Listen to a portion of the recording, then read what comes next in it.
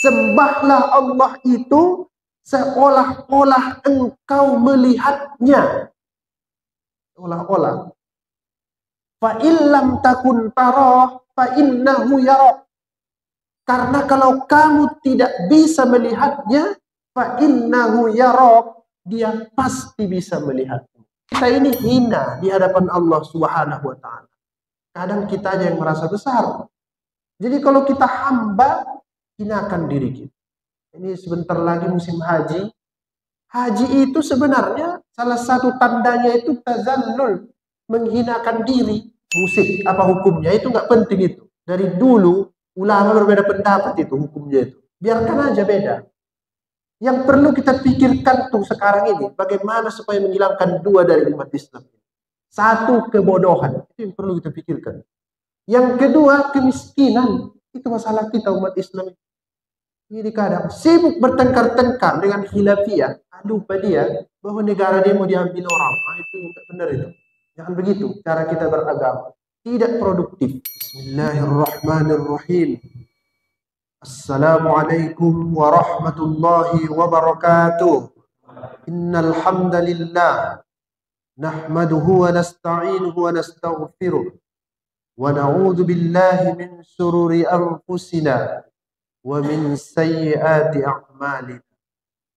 Wa nusalli wa nusallimu ala habibina al-Mustafa wa ala alihi wa ashabihi ahli sidqi wal wafa. Yang sama-sama kita hormati Bapak Ketua BKM, Bapak Haji Saleh Irawan, dan seluruh perangkat-perangkatnya. Kemudian yang saya muliakan bapak-bapak, ibu-ibu, adik-adik remaja, anak kecil, biarpun tak hadir, tetap kita hormati. Mudah-mudahan semangatnya tetap ada, biarpun tak nampak, tapi karena datangnya dari masjid, mudah-mudahan sampai ke hatinya. Terutama anak-anak muda ini dan anak-anak kita generasi masa depan. Bapak, ibu-ibu yang saya muliakan, belum mulai saya ucapkan kembali, taqabbalallahu minna wa minkum. Mudah-mudahan Allah menerima semua amal ibadah kita selama di bulan Ramadan. Dan ini masih suasana halal bihalal, karena masih banyak saya lihat acara-acara di kantor-kantor, di sebagian masjid, di arisan untuk saling memaafkan. Saya juga sampaikanlah pada subuh ini, mohon maaf lahir dan batin pada kita semua. Pasti banyak salah-salah cakap karena saya sudah ceramah di sini, ini yang kelima. Berarti sudah hampir setengah tahun bicara-bicara di sini. Sudah banyak masalah itu. Sebab itu saya mohon maaf kepada Bapak Ibu sekalian. Nanti dibilangnya itu bid'ah itu Ustaz. Tunggulah dulu. Yang begitu-gitu jangan kita kaji subuh ini dulu. Nanti belum selesai kajiannya udah berantem duluan. Kita bagus yang sudah jelas-jelas dulu. Bapak ibu-ibu yang saya muliakan, pada pagi hari ini Bapak Ketua BKM menyampaikan kajiannya panjang sampai 6:30. Nah, Bapak Ibu sekalian, mudah-mudahan nanti kita dapat dua, bertambah iman, bertambah ilmu. Itu yang mau kita cari sebenarnya kalau mengaji. Tidak jauh-jauh kajiannya. Ini surah Al-Fatihah ayat yang kelima. Sering kita baca itu, sangat sering. Jadi harus kita pahami memang yang kita baca itu, supaya rasa beragama itu ada dalam diri kita. Orang sekarang Pak, sering kritik-kritik begini. Ibadah jalan terus, tapi tidak ada rasanya. Sholat iya, sholat wajib jalan, sholat sunat jalan, tapi hidupnya tak berubah. Nah, salah satu sebabnya itu kita nggak ngerti apa yang kita baca itu dalam sholat. Itu salah satu sebab. Tapi dalam dunia tarekat itu belum cukup sebenarnya. Ada tingkatannya lagi di atas itu. Nah, di atas kita mengerti itu ada lagi namanya zuk, rasa. Bisa kita rasakan apa yang kita baca itu. Tapi kalau kita untuk saat ini, janganlah dulu ke tingkat rasa itu dulu. Kita pahami dulu apa yang kita baca itu pun insya Allah sudah bagus itu. di tingkatan itu dulu. Nah, itulah sebabnya Bapak Ketua BKM terus-menerus mengadakan pengajian supaya ibadah kita itu, ucapan-ucapan yang kita baca, kita semakin mengerti. Apa itu Ustaz yang sering dibaca? Iyyaka na'budu wa iyyaka nasta'in. Iyyaka na'budu wa iyyaka nasta'in. Paling tidak ini kita baca yang sholat wajib 17 kali pagi, siang, dan malam. Kenapa 17 kali Ustaz? Karena kita sholat wajib paling tidak itu 17 rakaat. Dan ini dibaca di rakaat pertama, kedua, ketiga, dan keempat. Untuk yang sholatnya 4 rakaat. Kalau ayat itu boleh dibaca, boleh tidak. Hukumnya tidak wajib. Tapi kalau surah Al-Fatihah harus dibaca. Nah, apa maksudnya itu? Iyyaka na'budu wa iyyaka nasta'in. Wahai Tuhan, hanya kepadamu kami mengabdi, wa iyyaka nasta'in, dan hanya kepadamu kami meminta pertolongan. Itu artinya secara awal. Nanti kita dalami makna-maknanya. Dulu selalu saya sampaikan, kita Pak, kalau belajar tafsir ini tidak boleh lepas dengan ayat sebelumnya, iya kan? Begitu. Namanya itu munasabah. Tidak boleh juga lepas dengan ayat setelahnya. Kamis, kalau tidak salah, ada lomba musabaqah tilawatil Quran. Saya tanya pesertanya itu, kebetulan waktu itu menafsirkan surah Al-Hijr. Saya tanya pesertanya, apa itu munasabahnya antara ayat yang kamu baca dengan ayat yang datang sesudahnya? Dia jawab begini, saya tidak tahu Pak Ustadz, katanya. Itu nggak boleh itu. Kenapa tak boleh? Kalau lepas pemahaman kita terhadap satu ayat Al-Quran dengan ayat-ayat sebelumnya, itu 75% bisa diduga lari pahamnya. Lari itu. Itulah sebabnya penting munasabah. Kalau begitu Ustaz, apa kaitan ayat ini dengan ayat sebelumnya? Dulu kita baca Bismillahirrahmanirrahim. Alhamdulillahi rabbil alamin. Ar-Rahmanir-Rahim. Maliki yaumiddin. Malik yaumiddin, sambungannya iyyaka na'budu wa iyyaka nasta'in. Malik yaumiddin, raja atau pemilik hari pembalasan. Karena dia raja atau pemilik hari pembalasan, dia harus kita sembah dan kita harus meminta tolong kepadanya. Begitu ya. Makanya kita ucapkan iyyaka na'budu wa iyyaka nasta'in. Itulah dia munasabah. Memang begitu itu Pak. Kalau orang punya kekuasaan dalam kehidupan dunia ini, kita harus patuh sama dia. Ya, patuhnya itu bisa patuhnya di mulut saja, hatinya tak ikut. Memang harus begitu. Kalau tidak, habis awak. Nah, begitulah kira-kira. Karena dia punya kekuasaan.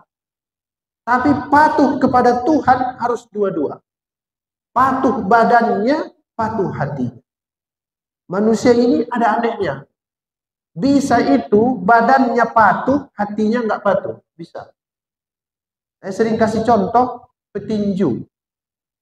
Kalau udah KO1, badannya itu patuh, nggak bisa lagi melawan.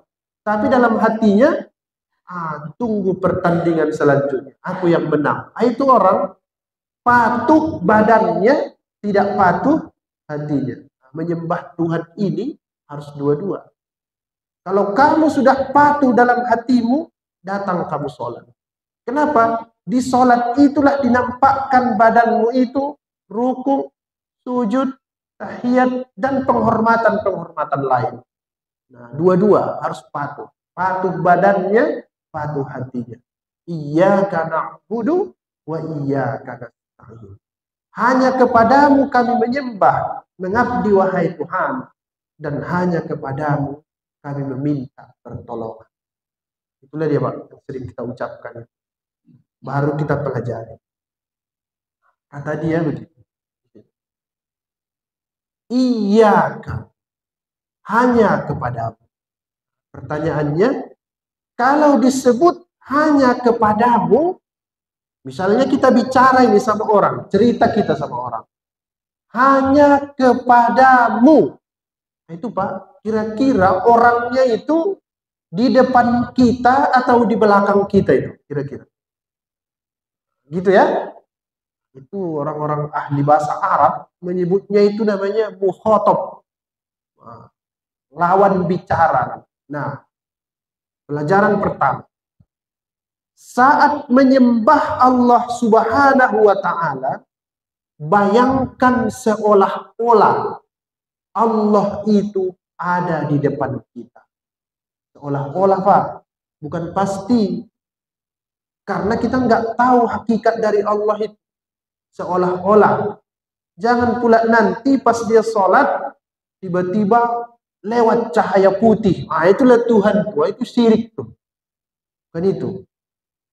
Di sebagian ajaran Islam, saya tak berani mengatakan semua, karena nanti berdebat panjang itu, Allah itu tidak punya arah. Dia tidak di atas, tidak di bawah. Tidak di depan, tidak di belakang, tidak di kiri, tidak di kanan. Ada 6 arah dalam diri manusia itu. Atas, bawah, muka, belakang, kiri, dan kanan. Allah tidak ada di situ. Biarpun sebagian mengatakan punya, saya lebih cenderung pendapat yang ini. Kenapa begitu? Laisa kamitslihi syai'. Dia tidak sama dengan apapun. Itu sebabnya di dalam hadis Nabi disebut anta'budallah ka'annaka tarah fa illam takun tarah fa innahu yarah. Sembahlah Allah itu seolah-olah. Kalau bahasa Indonesianya itu yang lebih pas. Seumpama, kata orang sekarang dulu lagi, seulah-ulah, seolah-olah, bukan pasti. Sembahlah Allah itu seolah-olah engkau melihatnya. Seolah-olah. Fa illam takun tarah fa innahu yarah. Karena kalau kamu tidak bisa melihatnya, fa innahu yarah, dia pasti bisa melihatmu. Nah, kita hadirkan itu.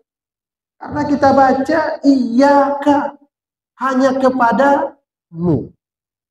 Nah, ini pentingnya berhadap-hadapan. Sekarang ini Pak, karena hilangnya ini komunikasi berhadap-hadapan, akhlak itu berkurang sekarang. Apa contohnya? Medsos. Medsos contohnya. Itu Bapak, kalau di Facebook, di segala macam tempat, berani itu maki-maki orang. Berani. Karena nggak berhadapan. Tapi pas datang orangnya masih berani enggak? Enggak lagi. Ada empati, ada rasa hormat. Kalau kita berhadap-hadapan dengan orang kawan kita bicara. Sama itu di media sosial itu saya lihat. Ustadz dimaki-maki sekarang. Disalah-salahkan. Yang lumayan viral hari-hari ini Ustadz Adi Hidayat. Masalah musik. Oh itu makian banyak itu. Coba Ustadz Adi Hidayat datang ke muka dia. Berani nggak ngomong begitu? Itu pentingnya itu kita merasa bahwa kita itu sedang bercakap-cakap dengan yang kita sembah. Iyaka ada di depan kita. Ini juga kalau kita bicara dari orang sama orang pakai WhatsApp nggak ketemu, itu bahasa kita lain itu. Tapi pas sudah jumpa, lain lagi bahasa kita. Nggak berani kita. Itu namanya empati. Ada rasa hormat kepada orang. Tapi sekarang zaman pun berubah Pak. Nggak tahu ini. Saya merasa mengantar undangan pesta itu sekarang lebih terhormat saya rasa di WhatsApp langsung, atau dia datang ke rumah saya jam 11 malam langsung. Berubah sekarang ini. Dan lebih terhormat pula sekarang ini, orang tanya dulu ke kita bisa nggak ditelepon, atau langsung di teleponnya kita pas lagi kerja. Ada semacam perubahan bahwa mengundang orang sekarang ini, mengundang ustadz juga tidak perlu datang. Kalau dulu datang itu orang ke rumah, sekarang dari WhatsApp aja. Itu semua harus bisa kita sesuaikan dengan diri kita. Artinya, biarpun kita dipaksa teknologi ini tidak berhadap-hadapan, ada yang harus tidak boleh kita lupakan. Itulah dia Pak, empati, rasa hormat kepada orang. Jangan gunakan itu jari mengejek-ngejek pejabat. Jangan. Kritik boleh. Jangan gunakan itu jari karena tak nampak mengejek ustadz-ustadz. Itu bahaya tuh. Nanti ustadznya marah, dilaporkannya, panjang ceritanya itu. Jangan, ada undang-undangnya. Itu sebabnya, mari kita budayakan muwajahah, face to face. Termasuk, kalau saya tidak salah Pak, di sini ada acara nanti Ustadz Zaki Mirja ya, datang bersilaturahmi, berhadap-hadapan. Itu penting. Mungkin selama ini nampak di YouTube, kalau datang ustadznya, datang. Itu perlu mendatangkan rasa hormat kepada orang. Nah, begitu. Saya di YouTube saya itu kadang orang datang, Ustadz, kami ngaji dari YouTube, boleh. Tiba-tiba masuk itu WhatsApp. Nggak enak dari YouTube, harus datang. Memang begitu. Karena ada rasa kita itu harus ketemu. Itulah sebabnya Pak, dalam sholat pun dibaca tadi, iyyaka, hanya kepadamu. Tidak disebutnya iyahu, hanya kepadanya. Tidak begitu. Tapi iyyaka. Iyyaka na'budu wa iyyaka nasta'in. Nah, itu pelajaran yang pertama. Yang kedua, na'budu, kami menyembah, kami beribadah, kami patuh, kami taat. Yang manapun boleh itu makna-maknanya. Tapi itu masih makna-makna luarnya. Apa itu Ustadz? Kalau begitu makna yang paling dalam dari na'budu. Na'budu itu sama dengan Abdullah. Artinya itu hamba Allah. Nah, kalau ada bapak-bapak namanya Abdullah, artinya itu hamba Allah. Apa itu hamba Allah? Ya hamba sahaya. Hamba sahaya itu lebih rendah dari pembantu lagi. Bahkan tidak sama itu. Hamba sahaya itu harus patuh disuruh oleh tuannya. Karena dia itu sebenarnya dibeli oleh tuannya. Zaman dulu ini dibeli di pasar-pasar. Bahkan sebelum Islam datang, yang belakangan itu perhambaan ini dihapus oleh Islam dengan berbagai cara. Hamba itu boleh digauli seperti istri. Boleh itu di awal-awal. Itu saking hinanya itu. Kita ini juga sebenarnya Bapak Ibu, kita ini hina di hadapan Allah Subhanahu wa Ta'ala. Kadang kita aja yang merasa besar. Jadi kalau kita hamba, hinakan diri kita. Ini sebentar lagi musim haji. Haji itu sebenarnya salah satu tandanya itu tazallul, menghinakan diri. Ada itu nanti tak boleh pakai parfum, tidak boleh pakai wangi-wangian, tidak boleh pakai pakaian yang berjahit. Itu semua cara menghinakan diri di hadapan Allah Subhanahu wa Ta'ala. Dulu kata almarhum guru kita Al-Ustadz Hafiz Yazid, saya ingat betul itu ucapan beliau itu. Saking hinanya kadang kita melaksanakan haji itu sudah macam monyet katanya. Iyalah, jorok tak mandi-mandi pula, tak sempat segala macam.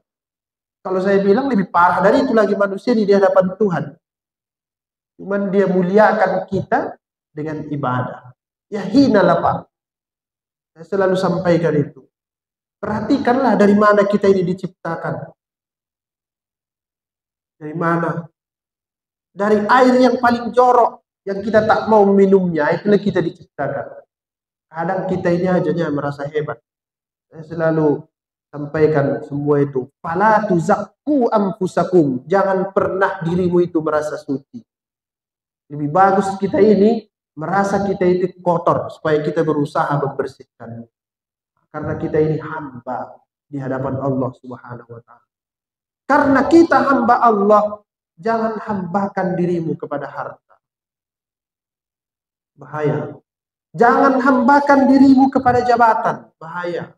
Semua kamu terobos nanti. Jangan hambakan dirimu kepada kekuasaan. Nanti kau zolimi orang. Jangan hambakan dirimu kepada hal-hal yang bersifat material. Seperti pohon, sapi, binatang. Semua. Jangan hambakan dirimu ke situ. Nanti kamu jadi bodoh. Kalau kita sembah sesuatu yang diciptakan Tuhan, kita menghinakan diri kita itu dua kali itu.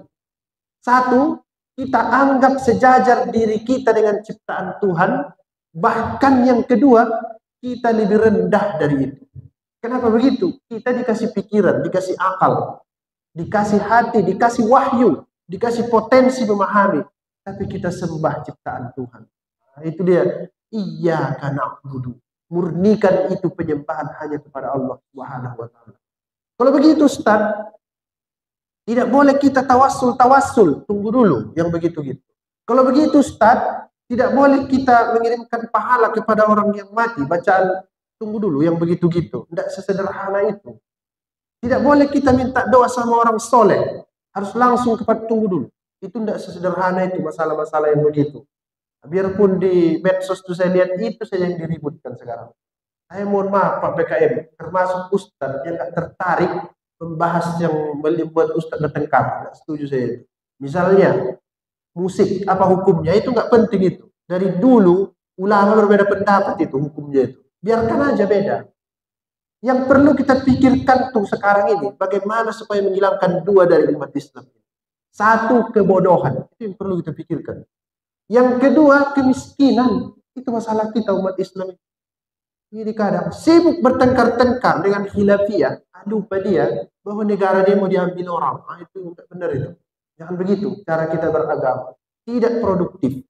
Itu WA itu banyak ke saya. Ustaz, bagaimana pendapat Ustaz? Oh, tentang musik ini segala macam. Saya bilang, dari dulu itu udah beda. Yang mau setuju silahkan. Yang tak setuju silahkan. Yang penting, dua yang harus kau pikirkan. Pikirkan dirimu jangan miskin, pikirkan dirimu jangan bodoh. Itu saja. Yang begitu-gitu jangan kita perpanjang itu. Apa fungsinya? Berpecah belah. Ada hal-hal dalam agama ini yang nampak teksnya itu kaku, pas ditafsirkan tidak begitu. Harus ada wawasan lain. Nah, itu dalam hal-hal seperti itu, ada ilmunya khusus, namanya usul fikih. Usul fikih namanya. Nah, itu pembahasannya di situ. Nah, Bapak Ibu yang saya hormati, biarpun saya sebut tadi hanya kepada Allah kita menyembah, jangan pernah duga bahwa larangan untuk berdoa menggunakan perantara itu dilarang secara mutlak. Belum tentu. Ada garis-garisnya, ada aturan-aturannya. Nah, yang penting kita mengerti ilmunya. Itu Pak. Kita perdalam lagi. Abdun, huruf-hurufnya itu ada 3. Ain, ba, dal. Ain, ba, dal. Kita lihat ya Bapak Ibu sekalian. Kalau dibuka dalam kamus-kamus bahasa Arab atau kamus-kamus kosakata Al-Quran, kata abdun itu paling tidak artinya ada 3. Ain, ba, dal. Yang pertama yang saya sebut tadi, hamba sahaya. Itu artinya abdun. Yang kedua, ini agak nyambung ini, tapi begitu di kamus-kamus itu disebut. Anak panah yang pendek. Anak panah yang pendek. Pertanyaannya Pak, mana lebih keras, anak panah yang pendek atau yang panjang? Kira-kira. Pendek ya. Kalau panjang dia bisa di apa itu? Di gini-gini ya, jadi lipat segala macam. Pendek. Yang ketiga, artinya itu tumbuhan yang beraroma harum. Seperti itu. Dengan berbagai macam redaksi Pak, tapi kesimpulannya begitulah. tumbuhan yang beraroma harum. Nah, begini. Yang pertama itu dan yang kedua maknanya itu keras. Sedangkan yang ketiga itu maknanya lembut. Kita lihat. Hamba sahaya. Itu keras itu. Kenapa? Hidupnya keras hamba sahaya. Karena dia apa? Suruh sana, suruh sana, suruh sana, suruh sana. Nah, itu sebabnya Islam datang untuk membebaskan itu. Misalnya kafarat puasa. Iya Pak ya. Salah satu hukumannya itu apa? Membebaskan hamba sahaya. Suami istri di bulan Ramadan berhubungan badan, melanggar aturan Tuhan. Nah, salah satu hukumannya itu apa? Membebaskan hamba sahaya. Kenapa? Membebaskan orang dari perbudakan kekerasan itu. Alhamdulillah Islam berhasil. Makna yang kedua tadi, anak panah yang pendek itu juga keras itu. Kemudian makna yang ketiga, tumbuhan yang harum itu artinya lemah lembut. Karena ada di situ wewangian, ada semacam harum. Nah, hamba itu harus bisa menjadi tegas, bahkan kalau perlu keras, dan harus bisa menjadi lembut. Itu baru hamba. Tidak bisa Pak beragama ini keras, tegas terus. Tidak bisa. Tidak bisa juga dalam beragama ini lembut-lembut terus. Tidak bisa juga. Harus ada tawazun, keseimbangan. Misal, saya sering sholat di satu masjid. Mohon maaf. Yang celananya di atas mata kaki. Kalau saya sholat di situ, dianggap sholat saya nggak sah. Karena harus begitu katanya. Kalau tak begitu tak sah. Dia sebut istilahnya itu isbal namanya dalam ajaran agama. Itu Pak, yang begitu-gitu, tidak perlu keras-keras itu. Perlu itu. Yang begitu-gitu. Kenapa itu? Karena nanti kalau kita serius membahas itu, ujungnya nggak ada. Nggak ada ujungnya itu. Sama-sama umat Islam kita itu. Kesimpulannya itu. Nggak ada ujungnya. Orang lagi kan. Dia katanya harus pakai celana. Satu lagi pakai sarung. Ini nggak penting menurut saya. Keras untuk hal-hal yang begitu. Ada lagi. Dia sebut. Kalau tak berkunut, sesat masuk neraka. Itu nggak penting itu. Yang penting kau sholat subuh dah. Penting itu. Keras-keras dalam hal yang begitu. Seperti yang tadi. Musik haram. Itu nggak penting itu. Musik itu kal-kalam, seperti ucapan. Begitu kata Yusuf Qaradawi. Kalau yang kau ucapkan itu bagus, halal. Kalau yang kau ucapkan itu buruk, haram. Sudah selesai. Jadi pula, kalau kau ucapkan baik, diiringi dengan joget-joget, gergaji, atau joget segala macam itu, haram. Kalau kau ucapkan bahasa Arab, maknanya buruk, ya haram. Kau nyanyikan dengan bahasa Inggris, maknanya bagus, halal. Kau nyanyi lagu Mandailing, makna-maknanya buruk, haram. Ada lagu Mandailing tak bagus. Ada juga lagu Mandailing yang bagus. Halal. Jadi kal-kalam, seperti ucapan saja. Tidak perlu keras-keras dalam masalah ini. Gitu Pak. Harus pandai memposisikan diri. Kalau enggak, tidak produktif beragama ini. Mutar-mutar di situ aja, tidak jelas. Kita mau kemana? Sibuk, nah itu kata Qaradawi begini. Ada itu umat Islam itu sibuk memerangi pemikiran yang sudah mati orangnya. Sudah dikubur pun orangnya masih dilawan lagi. Apa itu? Nah, itu penyakit kita salah satu sekarang. Jadi jangan. Tapi ada saatnya kita harus tegas.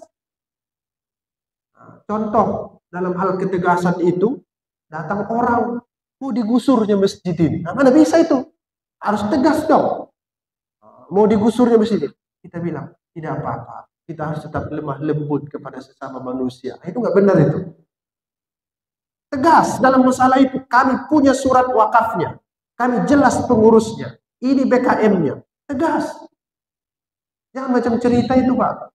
Wah, masjid ini udah mau dibeli orang, tempat maksiat. Nggak apa-apa, kita berdoa saja kepada Allah. Mudah-mudahan selesai di urusan. Wah, makin besar diskotiknya. Bentar lagi dibeli orang tuh tanah masjid ini. Biar aja, biar Allah yang membantu kita. Kita harus lemah lembut kepada Allah. Itu ajaran Ar-Rahman Ar-Rahim. Wah, besok tak boleh sholat sini, dari masjidnya. Baru bingung, baru katanya. Seteruk itu meninggal dia. Harus tegas dalam masalah yang begitu. Harus tegas. Itu namanya abdun, hamba. Ada juga saatnya kita keras. Harus ada. Nah, dalam beragama ini, pandai-pandai Pak memposisikan ini. Kalau tidak, bingung kita menjalankan perintah Tuhan ini. Tidak boleh kita keras terhadap semuanya. Tidak boleh kita tegas terhadap semuanya. Tidak boleh kita lembut terhadap semuanya. Itu baru beragama yang cerdas. Itu baru beragama yang cerdas. Ada posisi-posisinya, ini dilembuti, ini ditegasi, ini dikerasi. Ada itu saat-saatnya begitu. Itu juga anak di rumah itu, jangan semua keras. Jangan semua tegas, jangan semua lembut. Misalnya, dia mau sekolah, gitu. Anak-anak pagi-pagi, dia mau sekolah. Dibilangnya begini, Mak, aku sekolah ya, enggak sholat subuh. Bagaimana itu? Enggak apa-apa nak, Allah itu maha pengampun. Allah itu enggak betul itu. Betul itu. Enggak bisa begitu. Kau harus sholat subuh, baru kau sekolah. Tegas. Tiba-tiba datang orang di luar. Sholat tak wajib. Bagaimana pula itu? Yang ngomong gurunya pula. Keras aja sama dia. Karena yang mengingkari sholat itu wajib, kafir. Kerasnya itu jangan pula pukul dia langsung. Masuk HAM pula nanti. Laporkan dia ke polisi. Apa namanya? Penghinaan agama. Begitu caranya. Keras kita. Jangan dilembut. Ibu juga kalau malam itu jangan bilang ke anak begini. Salah itu selama ini. Oh, tidur. Jangan nonton. Besok sekolah. Itu salah itu. Nanti kalau malam minggu dibilangnya itu. Aku nontonnya mak, besok nggak sekolah. Katanya itu nanti. Atau macam Rabu kemarin tanggal merah kan. Ya boleh nonton ya sampai jam 3. Besok kan nggak sekolah. Orang pula ibu bilang besok sekolah. Ganti itu. Jangan kau nonton lama-lama, besok sholat subuh. Kapan dia mau bilang? Mak, besok tanggal merah kan, enggak sholat subuh. Mau kemana? Kapan dia bilang begitu? Itu kadang kita pun keliru kan? Ganti itu Pak. Redaksi-redaksi yang begitu. Karena sholat ini mau tanggal merah, hitam, putih, segala macam. Ada cerita ini. Sholat. Tapi kalau sekolah, macam-macam sekarang. Ada hari-hari yang tanggal merah, libur. Liburlah dia sholat. Nah, tegas dalam masalah yang seperti itu. Itulah dia abdu. Nah, dalam agama ini saya mau perluas ini lebih jauh lagi. Ada yang disebut dengan furu'iyah dalam agama. Ada yang disebut dengan usuliyah. Furu'iyah itu cabang-cabang agama. Usuliyah itu pokok-pokok ajaran agama. Dalam hal-hal yang bersifat furu'iyah, jangan keras, jangan terlalu tegas. Boleh itu. Tapi dalam sifat usuliyah harus tegas. Tuhan satu, tidak bisa digugat. Tapi kalau dibilangnya dia menelepon Tuhan, bagaimana Pak? Mana yang betul tuh Pak?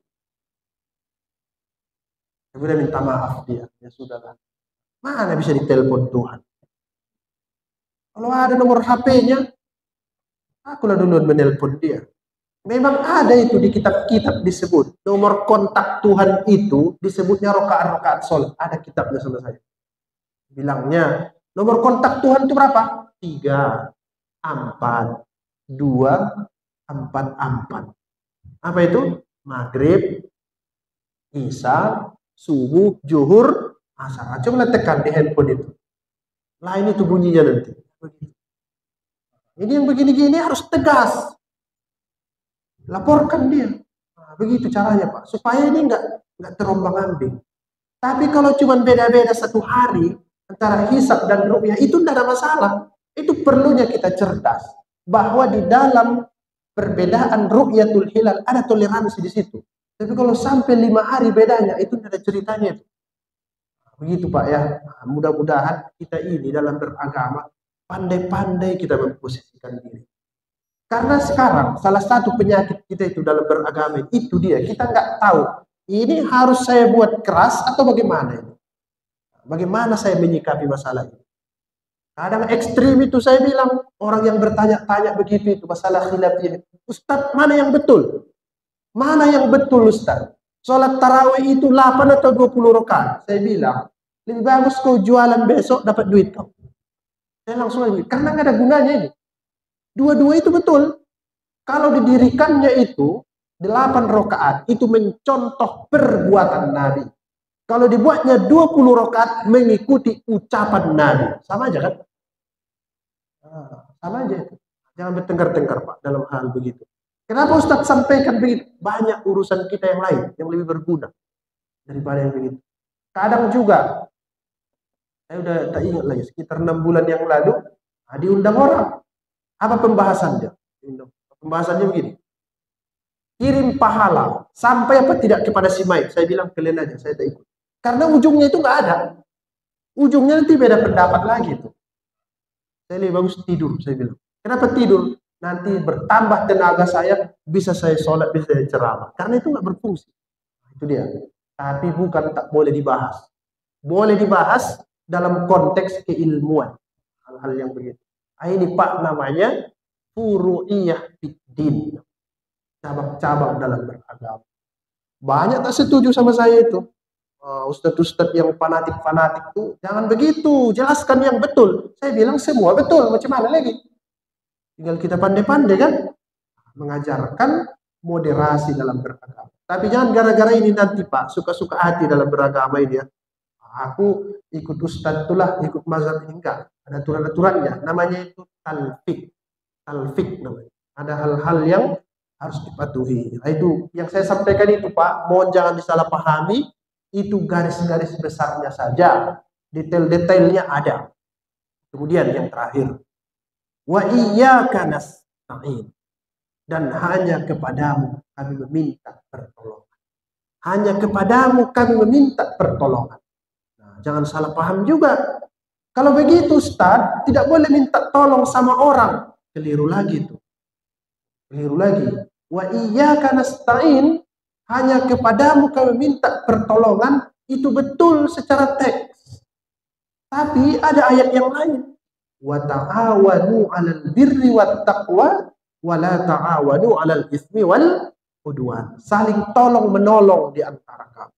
Nabi juga ada mengatakan dalam satu hadisnya, wallahu fi aunil abdi madamal abdu, atau makanal abdu fi auni akhihi. Seorang hamba itu senantiasa dalam pertolongan Tuhan selama dia menolong saudaranya. Berarti ada tolong menolong di antara manusia. Nah, itulah perlunya Pak. Kita memahami Al-Quran harus diikutkan dengan hadis-hadis Nabi. Supaya tidak keliru. Kalau begitu Ustaz, bagaimana yang betul sebenarnya dalam dua wilayah ini? Kalau dia na'budu, tidak ada ayat lain yang menyatakan boleh sembah yang ini, boleh sembah yang ini. Tidak ada. Tapi kalau nasta'in, tolong, ada ayat yang lain mengatakan boleh minta tolong ke sini, boleh minta tolong. Karena dari dulu tidak ada nabi yang mengajarkan bahwa ada yang boleh disembah selain Allah Subhanahu wa taala. Tidak ada itu. Dari zaman Nabi Adam alaihissalam selalu manusia itu diajarkan sampai dengan Nabi Muhammad sallallahu alaihi wasallam, sampai kepada para ulama, bahwa yang wajib disembah hanya Allah Subhanahu wa taala. Tidak berubah ajaran. Tapi dalam hal tolong menolong bisa. Ada ayat lain yang menyuruh untuk saling tolong menolong. Nah, kita lihat lebih jauh masalah yang seperti itu. Itu sebabnya jangan pernah katakan begitu. Mohon maaf ya Pak, yang percaya COVID ini, yang percaya, kalau tak percaya tak apa-apa.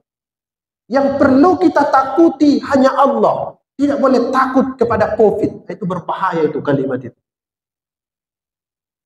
Karena tidak ada ayat Al-Quran yang mutlak mengatakan bahwa yang ditakuti itu hanya Allah. Ada sistem, misalnya diajarkan begini, takutlah doa orang yang zolim. Itu makhluk tuh, tapi harus ditakuti itu. Saya tidak takut ditabrak kereta api, hanya Allah yang saya takuti. Pilih ke rel itu Pak, pas dia mau kencang, berdiri Bapak di relnya itu, berdoa, ya Allah, aku tidak takut sama masinis kereta api ini, aku takut kepadamu. Apa yang terjadi Pak? Ambulan datang. Ada ambulan. Kenapa begitu? Ada sistem yang dibangun Tuhan terhadap hal-hal yang bersifat sunnatullah. Tapi dalam hal penyembahan tidak ada sistem mutlak kepada Allah Subhanahu wa taala.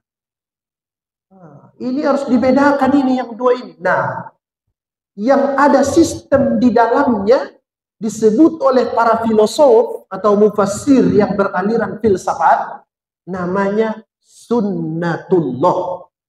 Ada sistem di dalamnya. Kalau tidak ada sistem di dalamnya, istilahnya itu inayatullah. Lari dia dari sistem. Saya sholat mau kaya, keliru, bukan itu sistemnya. Kalau tidak percaya Pak, habis sholat bukalah sajadah itu, ada 20.000 di bawah. Itu sistemnya. Saya mau masuk surga, tapi saya jualan tidak sholat, keliru lagi itu. Keliru. Saya mau masuk surga, tapi saya berzikir tidak sholat, keliru lagi. Bukan itu sistemnya. Saya mau jadi orang hebat di dunia ini, kaya raya segala macam. Saya mau di masjid 24 jam berzikir, makin miskin Bapak. Kerja-kerja. Nanti dia punya pula kotak infak, makanya kaya dia. Keliru. Ada sistem di alam raya ini. Namanya apa? Sunnatullah. Itu hebatnya. Jadi beragamanya betul-betul memang. Kalau Bapak Ibu mau kaya, jualan. Itu sistemnya. Banyak ajaran-ajaran mengatakan bahwa yang paling banyak pintu rezeki itu jualan. Saya mau kaya, saya jadi pejabat, tiba-tiba kaya, lari lagi dari sistem itu. 271 triliun nanti ceritanya itu. Lari dari sistem. Saya ngajar di PAI, Pendidikan Agama Islam, mengajar calon-calon guru. Saya selalu bilang ke mahasiswa itu, kalian mau kaya, berhenti kalian kuliah PAI, saya bilang. Guru mau jadi kaya raya, itu nggak betul itu. Sederhana bisa, sistemnya nggak di situ, nggak di situ. Kalau mau kaya raya, dagang, di situ dia. Dia mau kaya, tapi dia tidur, itu lebih parah lagi itu. Sistemnya nggak di situ. Sunnatullah. Sunnatullah itu, menurut saya Pak, bukan hukum alam, bukan itu. Biarpun di buku-buku banyak, menurut saya bukan itu. Sunnatullah itu menurut saya kebiasaan-kebiasaan Tuhan yang berlaku di alam raya. Dari kata sunnah itu. Bagaimana itu kebiasaan-kebiasaan Tuhan memperlakukan alam raya? Api panas. Ya betul tuh Pak ya. Gula manis, itu hukumnya. Kemudian garam, asin. Itu sistemnya. Kalau wajahnya bisa sama itu nanti. Sering itu sekarang, garam sama gula bertukar-tukar. Garam halus, ada itu sekarang kan. Berubah. Tapi sistemnya begitu. Tapi Pak, ada saatnya Tuhan membelokkan sistem itu. Tidak begitu. Makanya bukan hukum alam. Kalau hukum alam itu dia mekanistik pasti. Kalau sunnatullah, kebiasaan-kebiasaan Tuhan bisa berubah. Tadi saya sebut api membakar. Pernah dingin? Pernah. Ketika membakar Nabi Ibrahim, berubah. Berubah sistem. Ada lagi yang lebih ajaib. Biasanya tongkat itu kalau dipukulkan ke laut, ke air, nggak jadi apa-apa itu. Atau kalau dibuang ke campak aja. Ini lain. Lari dari sistem. Apa yang terjadi pas dipukul? Terbelah lautan. Itu sunnatullah. Kebiasaan-kebiasaan Tuhan yang tidak sama dengan hukum alam. Biasanya orang kalau lahir itu ada maknya, ada ayahnya. Tapi pernah kejadian ada orang lahir tidak ada ayahnya. Isa alaihissalam. Itu belum apa-apa. Ada pula orang lahir dalam tanda petik tidak ada ayahnya, tidak ada mama. Siapa itu? Adam alaihissalam. Dalam wilayah yang dua ini Pak, pandai-pandai juga kita. Jangan semua dipukul rata. Kalau A pasti B, belum tentu juga. Coba browsing-browsing video-video di Palestina itu. Ada itu anak kecil hidup, padahal kakinya belum bisa lari. Ayahnya yang bisa lari mati. Nah, terbalik. Sering begitu. Ada juga itu kecelakaan pesawat. Semua orang yang kakinya kuat bisa lari mati. Anak kecil hidup. Itu namanya inayatun. Lari dari sistem. Nah, dalam kehidupan ini, jangan Bapak kira, Ibu kira bisa semua kita hitung-hitung. Ini pasti begini, ini pasti begini. Belum tentu. Pada saat begitulah kita Bapak Ibu sekalian harus menyembah Allah Subhanahu wa taala. Karena kita yakin, ya Allah, ada dalam kehidupan ini yang tidak bisa kuperkirakan. Semua itu kuserahkan kepadamu. Itu yang disebut dengan inayatullah. Pertolongan dari Allah Subhanahu wa taala. Itulah sebabnya Pak, kita baca iyyaka na'budu wa iyyaka nasta'in. Hanya Engkau yang kami sembah dan hanya kepadamu kami minta pertolongan. Kita lihat yang terakhir sebagai penutup ini. Na'budu, tidak ditemukan ayat yang lain yang bisa menganulir dia untuk dipahami menyembah yang lain. Tidak ada. Orang selalu bilang, itu umat Islam itu menyembah batu di Mekah. Dia sembah itu Ka'bah. Katanya harus menyembah Tuhan. Keliru dia. Li'ila fi Quraisy, ila fihim rihlatash shita'i was-shayf. Sambungannya, falya'budu rabb hadzal bait. Hendaklah manusia itu menyembah Tuhan dari rumah ini. Siapa yang disembah? Tuhan dari rumah, bukan menyembah Ka'bah. Jadi tidak ada peluang menyembah yang lain dalam agama. Harus tetap menyembah Allah Subhanahu wa taala. Itu juga wa ma umiru illa liya'budullaha mukhlishina lahuddin.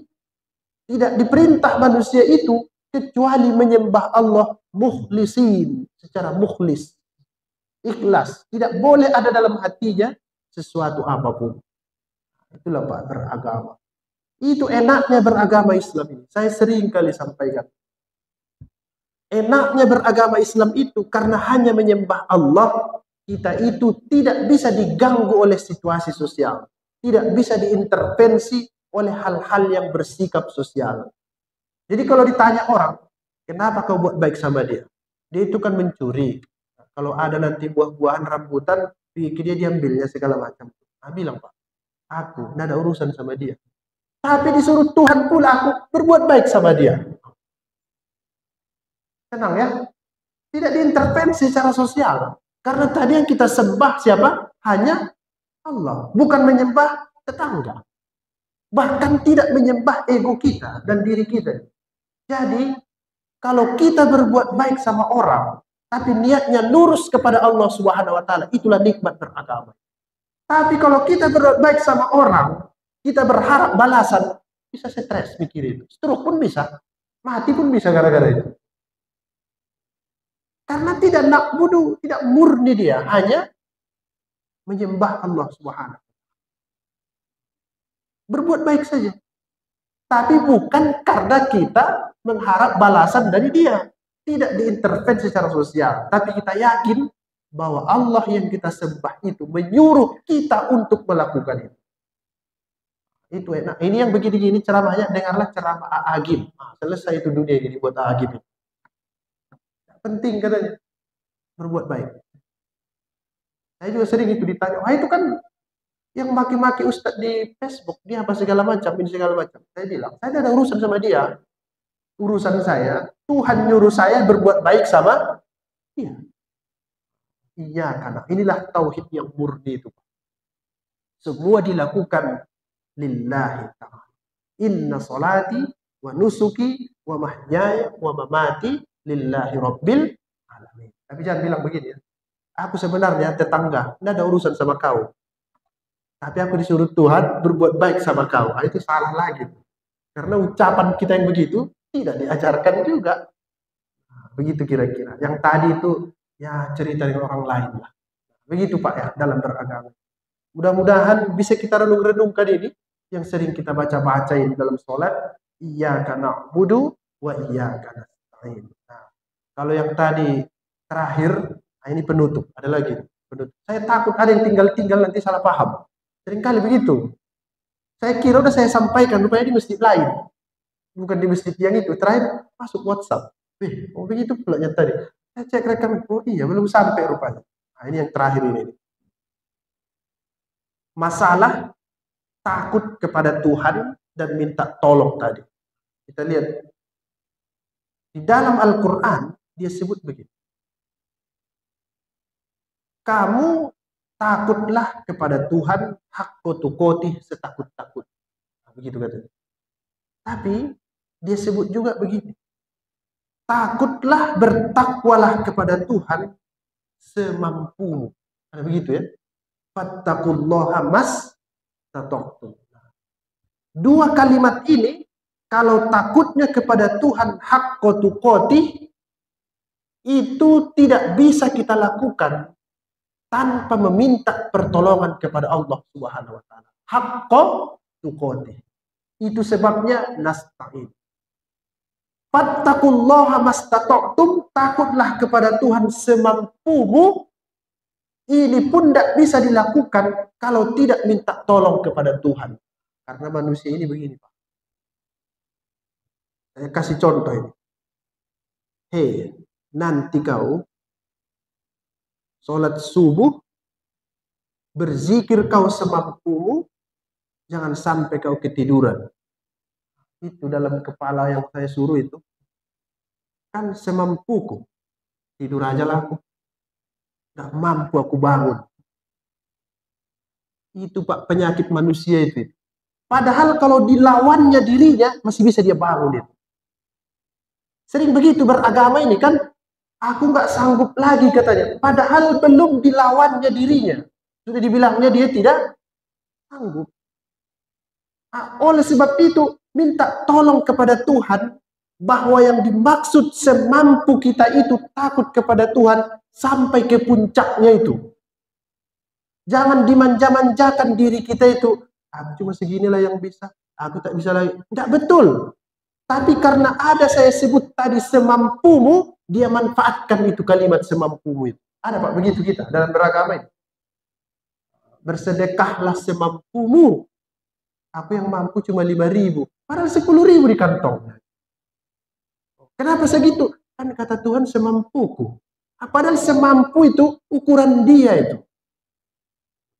Itu kata para ulama. Kalau tak sanggup lagi, disitulah peluang untuk minta ampun kepada Tuhan. Tapi berusaha dulu secara optimal. Begitu Pak beragama. Nah, itulah sebabnya dua hal yang tadi itu, pertolongan Allah dan penyembahan kepadanya, harus kita satukan dalam kehidupan ini. Banyak juga perintah Tuhan itu, dia kasih peluang untuk kita, ternyata kita manfaatkan itu situasi. Nasta'in, minta tolong kepada Allah supaya bisa melaksanakan ajaran agama ini. Biarpun tak sempurna, tapi maksimallah. Biarpun tidak perfect, tapi optimallah dalam berusaha. Mudah-mudahan kita semua mendapat rahmat dari Allah Subhanahu wa taala. Karena kita belajar firman-firman-Nya, tafsir, bukan yang lain-lain yang kita pelajari di subuh hari ini. Terima kasih Bapak Ibu sekalian. Mudah-mudahan bermanfaat. Assalamualaikum warahmatullahi wabarakatuh.